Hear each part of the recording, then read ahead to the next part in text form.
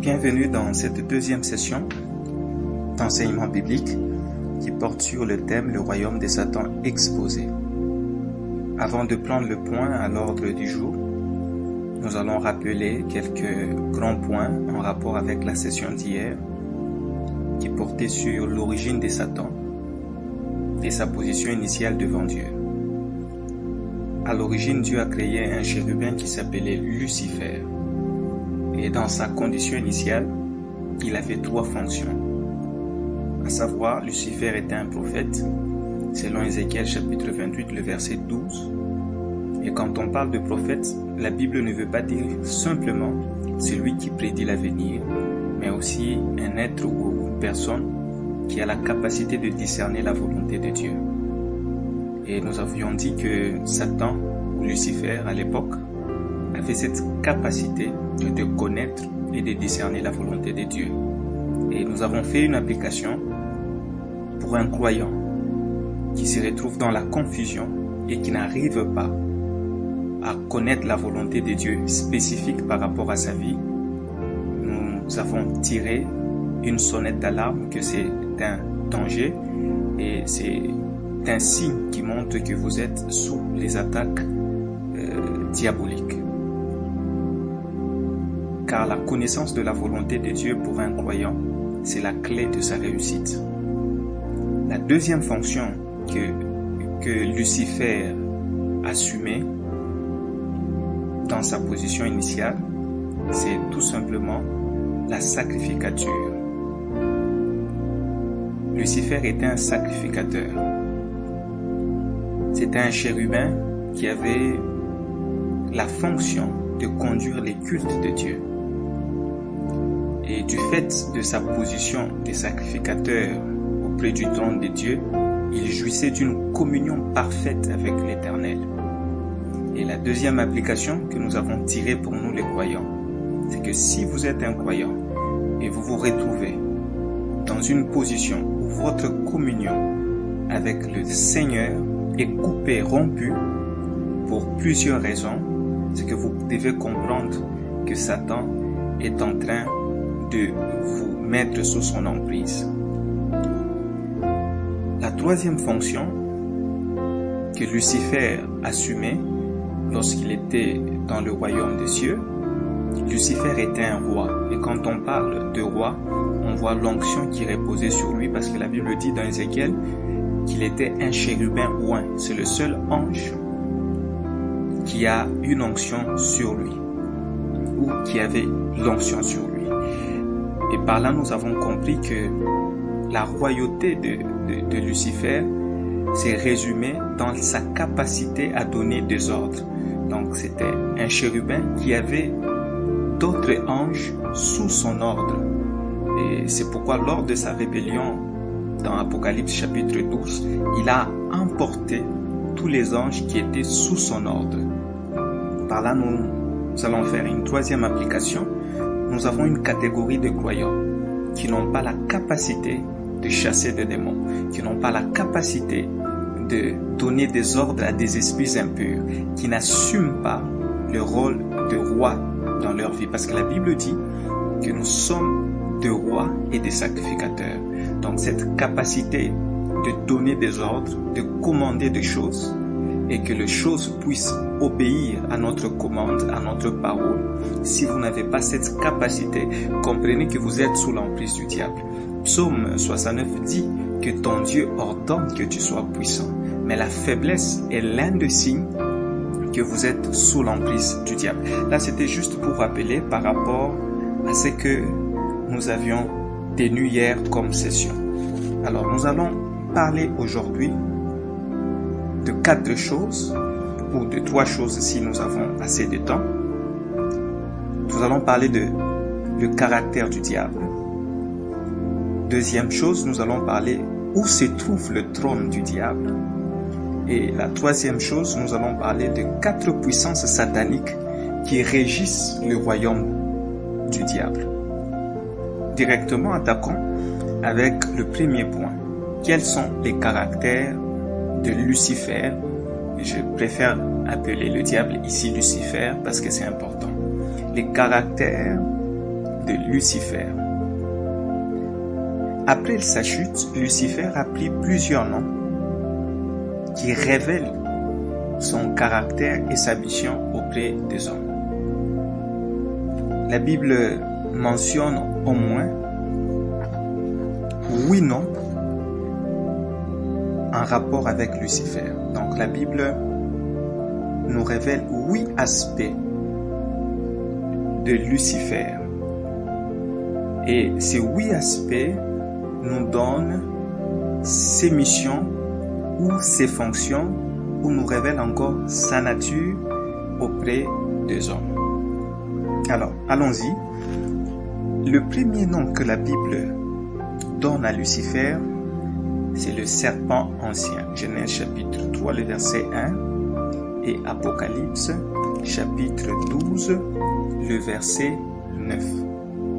Pourquoi est-ce que la Bible appelle Lucifer les serpents anciens?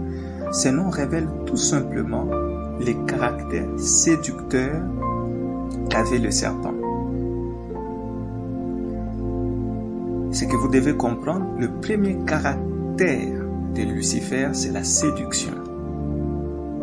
La séduction est la première méthode que Lucifer utilise pour vous détourner de la destinée de Dieu. C'est quoi la séduction? La séduction, c'est la déformation de la parole de Dieu. La question que nous devons nous poser, comment savoir que vous êtes sous la séduction du diable? Comment est-ce que vous allez savoir? Premièrement, 2 Corinthiens chapitre 11, le verset 3. Si vous avez vos Bibles, je préfère aussi le lire parce que c'est une session biblique et tout ce que nous allons dire doit être confirmé dans la pensée de la Bible. 2 Corinthiens chapitre 11, le verset 3 dit ceci: « Mais je crains que, en quelque manière, comme les serpents, ici Paul appelle Lucifer le serpent, séduisit Ève par sa ruse. » C'est pourquoi nous avons dit, quand on parle de serpent dans la Bible comme le nom de Lucifer, ça montre tout simplement les caractères séducteurs de Lucifer. Ainsi vos pensées ne soient corrompues et détournées de la simplicité de Dieu. Le premier signe qui montre que vous êtes sous la séduction du diable, c'est que vous aurez des pensées corrompues. La Bible dit que tout ce qui est honorable, juste, vertueux, soit l'objet de vos pensées. Mais si vous avez des pensées corrompues, c'est les signes que vous êtes sous la séduction du diable. Deuxième chose que ces versets nous révèlent, vous aurez du mal à connaître la parole de Dieu. Votre pensée n'aura pas la capacité à appréhender la simplicité de la parole de Dieu. C'est pourquoi vous avez des croyants qui ont du mal à mémoriser les Écritures parce que leurs pensées sont corrompues. Deuxième signe, 1 Timothée chapitre 4, le verset 1, là je ne veux pas lire, la Bible dit ceci: « Lorsque vous êtes sous la séduction du diable, vous allez tomber dans ce que la Bible appelle l'apostasie. » L'apostasie, c'est quoi? C'est tout simplement l'abandon de la foi. Mais ce n'est pas tellement ça, mais je veux vous expliquer. Il y a deux niveaux d'apostasie. Il y a ce qu'on appelle l'apostasie doctrinale, l'abandon de la foi par rapport à la parole de Dieu. C'est que vous vous retrouvez avec un croyant qui rejette une partie ou la totalité de la parole de Dieu. Ça, c'est ce qu'on appelle l'apostasie doctrinale ou l'abandon de la foi par rapport à la doctrine. C'est quelqu'un, par exemple, qui peut croire en Jésus-Christ, mais qui refuse de croire au don du Saint-Esprit, par exemple. C'est quelqu'un qui peut croire en Jésus-Christ, mais il refuse que le miracle font partie de la vie des enfants de Dieu. Donc, vous avez des croyants qui ont une certaine croyance par rapport à la parole de Dieu et qui rejettent d'autres choses par rapport à la parole de Dieu. Le deuxième niveau de l'apostasie, c'est l'apostasie morale. Donc, comment est-ce que vous saurez que vous êtes sous la séduction du diable?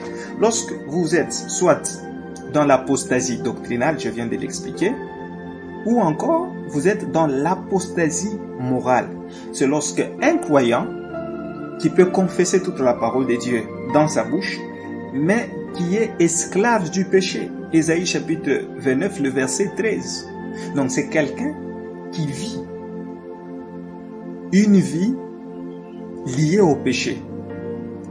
Il va à l'église, mais il est esclave du mensonge. Il va à l'église, il est esclave de la pornographie. Il va à l'église, il est esclave du vol. Lorsque vous vous retrouvez que vous êtes esclave du péché, vous êtes dans l'apostasie morale. Voici 5 questions qui vont vous permettre de savoir si vous êtes sous la séduction du diable. Première question, est-ce que tu prends le temps de méditer chaque jour la parole de Dieu? Deuxième question, est-ce que tu prends le temps de mémoriser les Écritures? Troisième question, est-ce que tu fais recours à la Bible lorsque tu te trouves dans un problème? Ou bien tu fais recours à autre chose? Il y a des chrétiens ou des croyants, lorsqu'ils se retrouvent dans un problème, c'est qu'il va recourir à ses amis, il va recourir à des films, à des séries, pour se détendre. Quatrième question, est-ce que vous vous sentez culpabilisé lorsque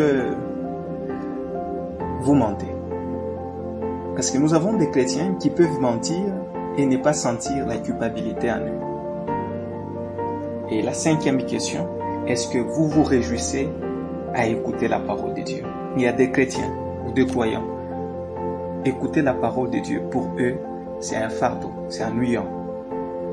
Là, c'est le premier nom du diable qui nous révèle ses capacités, ses tendances et ses caractères, sa fonction, comment est-ce qu'il fonctionne au travers de ce nom. Donc retenez le premier nom que la Bible mentionne en rapport avec Lucifer, c'est le serpent ancien, et quand on parle du serpent, le deuxième nom que la Bible mentionne en rapport avec Lucifer, c'est Abaddon ou Apollyon, et nous trouvons comme référence dans le livre d'Apocalypse chapitre 9, le verset 11.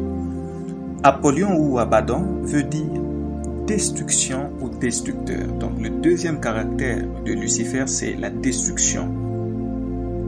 Et à ce niveau, le diable vise ou attaque votre corps. Job chapitre 2, le verset 6. Donc quand il se révèle à vous comme Apollyon, c'est qu'il vient attaquer votre corps pour le détruire. Et l'arme qu'il utilise en tant que Apollyon ou le destructeur, c'est la souffrance. Pourquoi? Et son objectif, c'est au travers la souffrance, vous décourager à être patient en rapport avec les promesses de Dieu sur votre vie. Si vous lisez 2 Corinthiens chapitre 12, le verset 7. Donc, comment vous saurez que vous êtes sous les attaques de Lucifer, sous sa forme d'Apollyon? C'est lorsque vous vivez une vie de souffrance constante. Et le diable fait à ce que vous puissiez avoir des complications à tous les niveaux. Et en tant que destructeur, il détruit tout ce que vous essayez d'entreprendre sur différents aspects et domaines.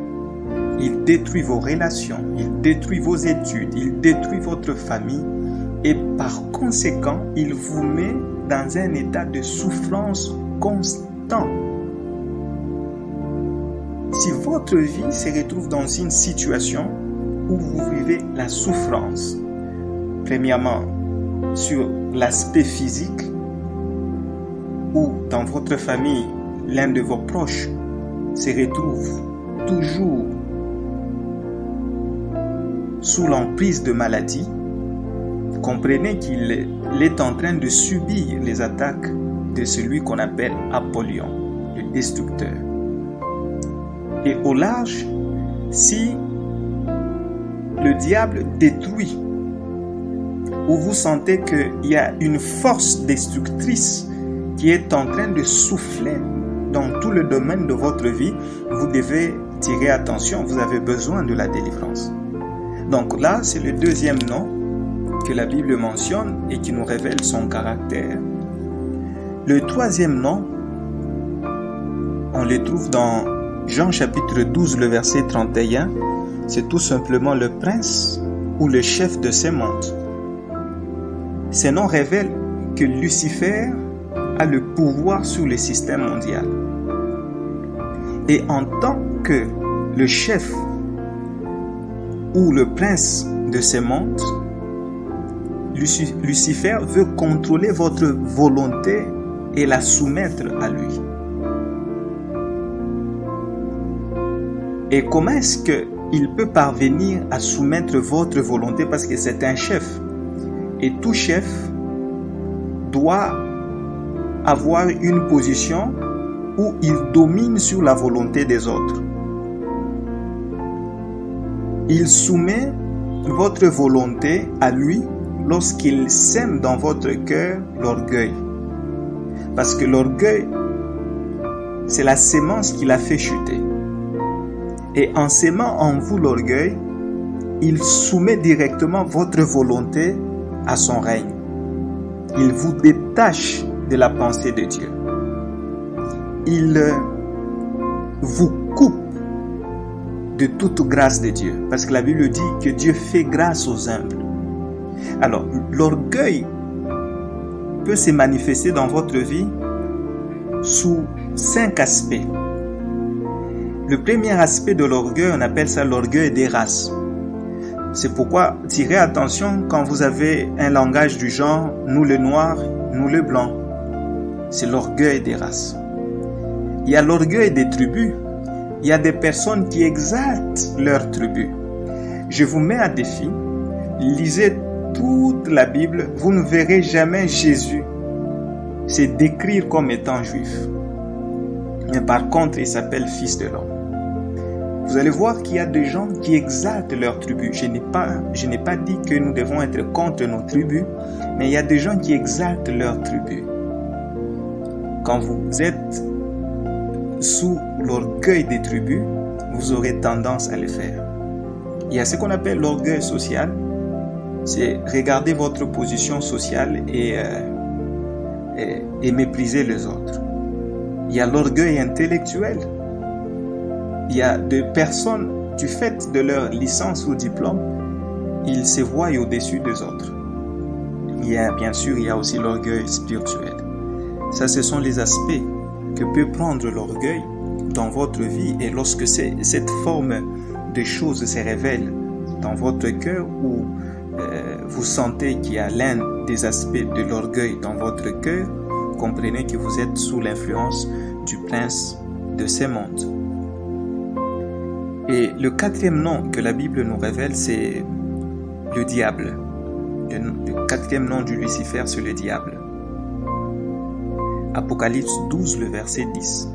Le mot diable veut dire tout simplement l'accusateur, le calomniateur.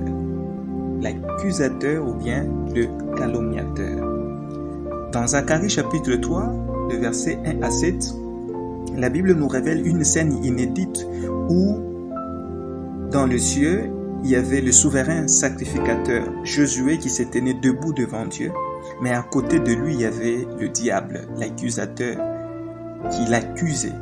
qui accusait Josué auprès de Dieu par rapport à ses erreurs et à son passé. J'aimerais vous dire attention, à chaque fois que vous êtes dans la présence de Dieu, comprenez que à côté de vous, il y a un accusateur qui est en train de dire vos méfaits auprès de Dieu. Et comment est-ce que vous allez savoir que vous êtes sous les attaques de l'accusateur, sous les attaques du diable, si votre conscience est tourmentée à tout moment? Tourmentée comment? Il y a des croyants qui ont déjà confessé leurs péchés, mais à chaque fois, ils ont une conscience trouble par rapport à leur passé.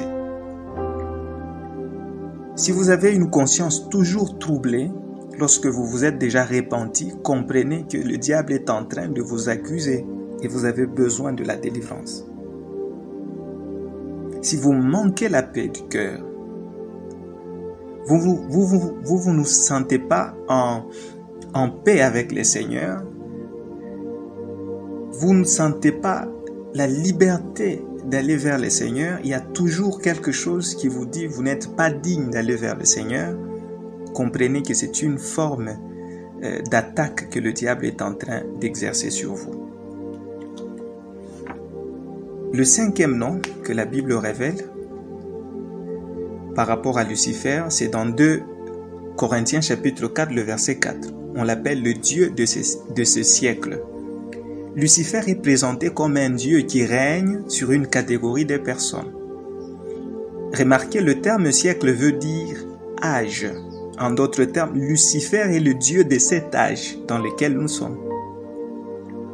Par âge, vous devez comprendre les tendances et les modes qui accompagnent une certaine période. Comment savoir si Lucifer est votre Dieu? Première chose, je m'excuse, si vous êtes quelqu'un qui aime suivre toutes les tendances du monde et vous êtes attiré par la mode.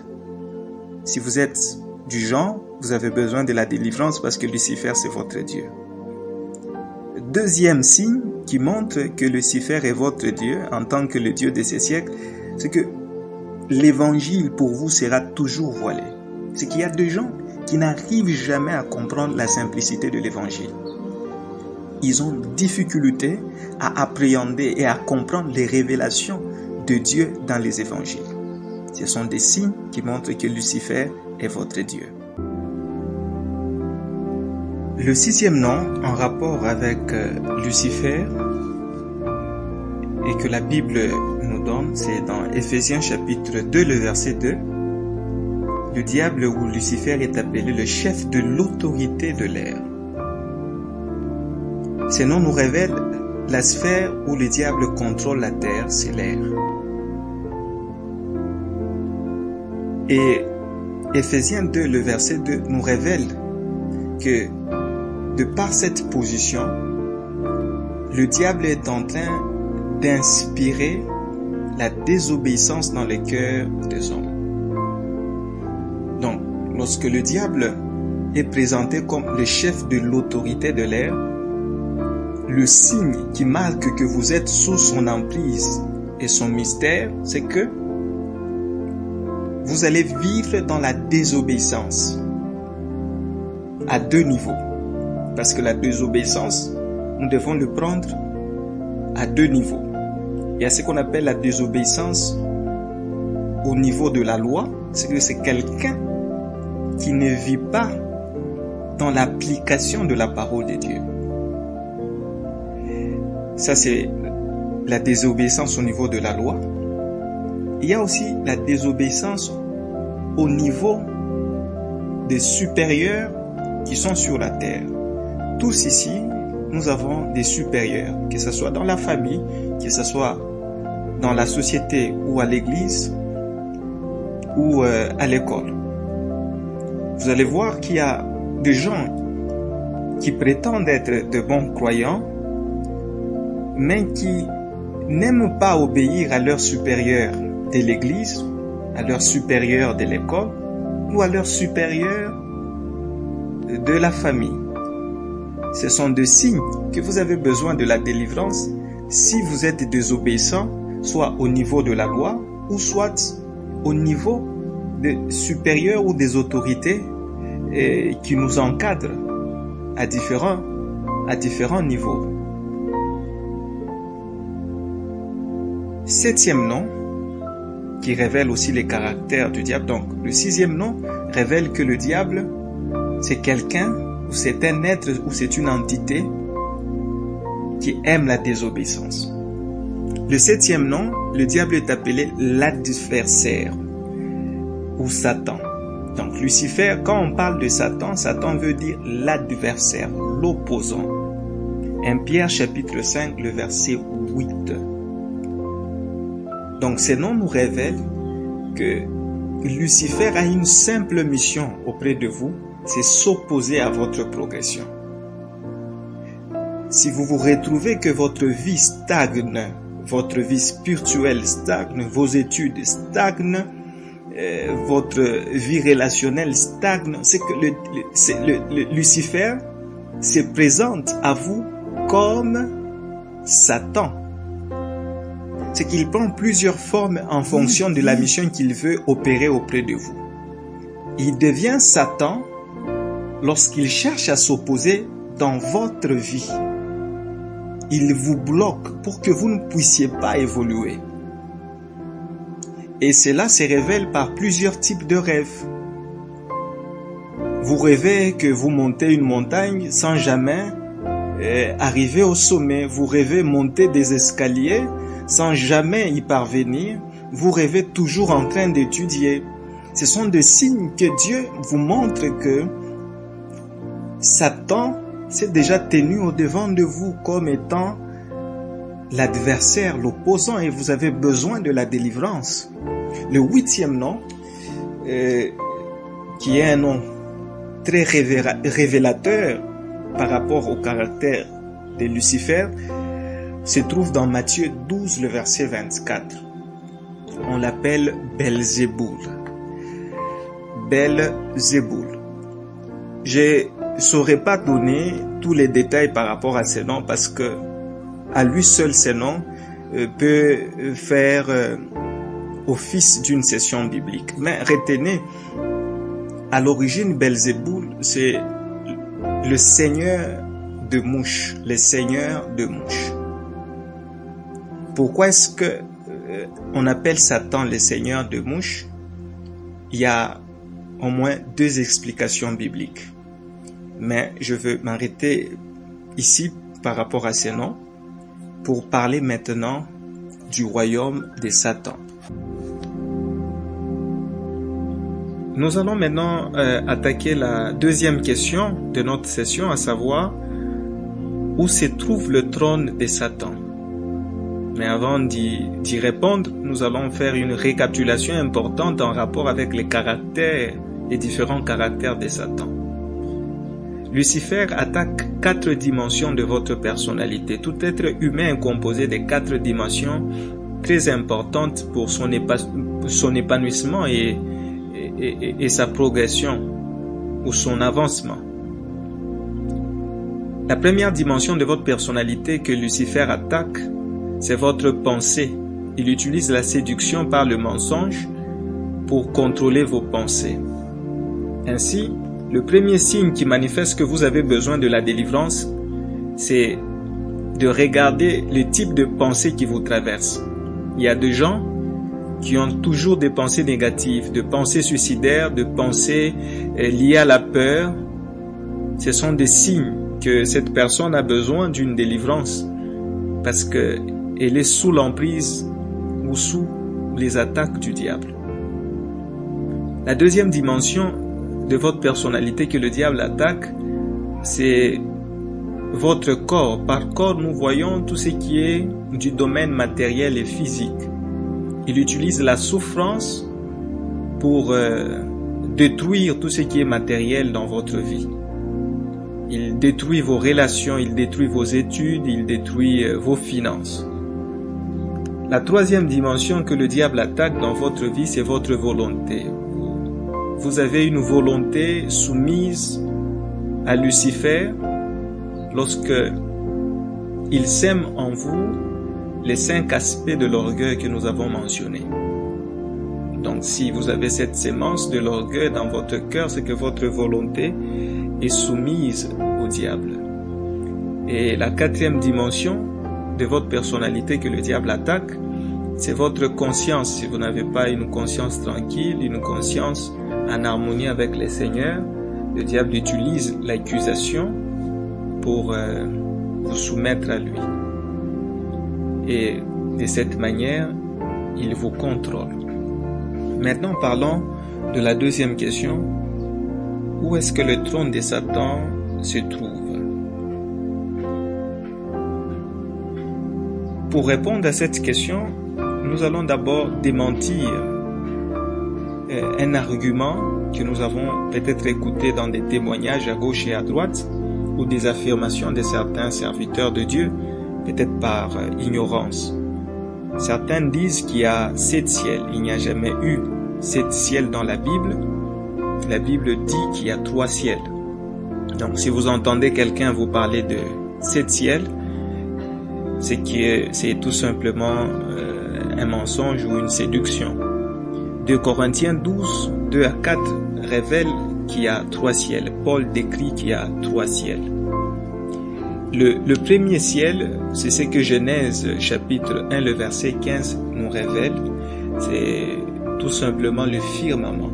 C'est l'expression firmament qui désigne le premier ciel. C'est le ciel visible. C'est le domaine des oiseaux, c'est le domaine des avions, c'est le domaine des satellites. C'est tout ce qui est perceptible à l'œil humain par des instruments ou des télescopes. Genèse chapitre 1, le verset 15. Il y a le deuxième ciel qui est décrit dans Apocalypse 8, le verset 13 et Apocalypse 14, le verset 6 comme le domaine de certains anges déchus. On appelle ça le milieu du ciel, mais le terme grec traduit milieu du ciel veut dire tout simplement deuxième ciel. Et le troisième ciel, c'est le domaine de la gloire de Dieu, et c'est ce domaine-là que le chrétien appelle le paradis.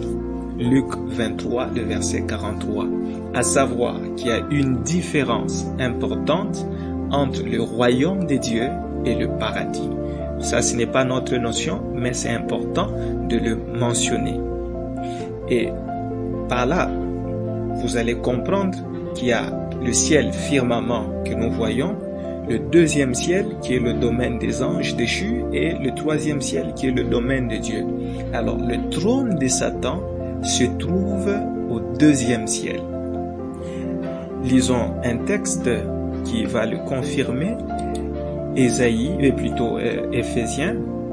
chapitre 6, le verset 12. C'est un texte que la plupart des chrétiens connaissent, car nous n'avons pas lutté contre la chair et le sang, mais contre les dominations, contre les autorités, contre le prince de ce monde des ténèbres, contre les esprits méchants ou dans le lieu céleste. Et quand Paul parle de lieu céleste, ces lieux célestes renvoient au deuxième ciel.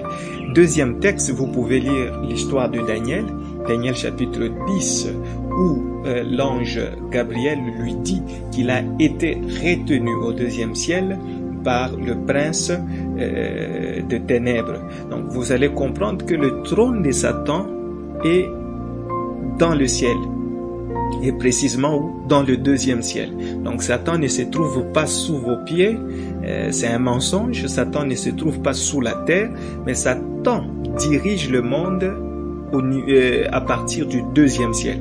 C'est la raison pour laquelle la prière des enfants de Dieu est combattue. Lorsque vous entrez en prière et vous ressentez de lourdeur, vous ressentez une certaine nonchalance. Il y a des gens, quand ils commencent à prier, ces pensées commencent à se disperser. Ils n'arrivent pas à se concentrer en prière. Vous devez comprendre directement que pendant que vous êtes en train de prier et que vous ressentez ces choses-là, c'est un signe que votre prière est déjà arrêtée et combattue par Satan. C'est pourquoi beaucoup de chrétiens se lamentent qu'ils prient et qu'ils ne voient pas l'exaucement de leur prière. C'est parce que quelque part vos prières sont arrêtées dans le deuxième ciel. Et nous allons voir comment est-ce que vous allez faire une prière capable de traverser le deuxième ciel. Donc, il y a un niveau important de combat qui se trouve dans les airs. Quand vous êtes en train de prier, vos prières par moments sont bloquées. L'ange de Daniel, l'ange qui était Gabriel, dit à Daniel que j'ai été retenu pendant 3 jours.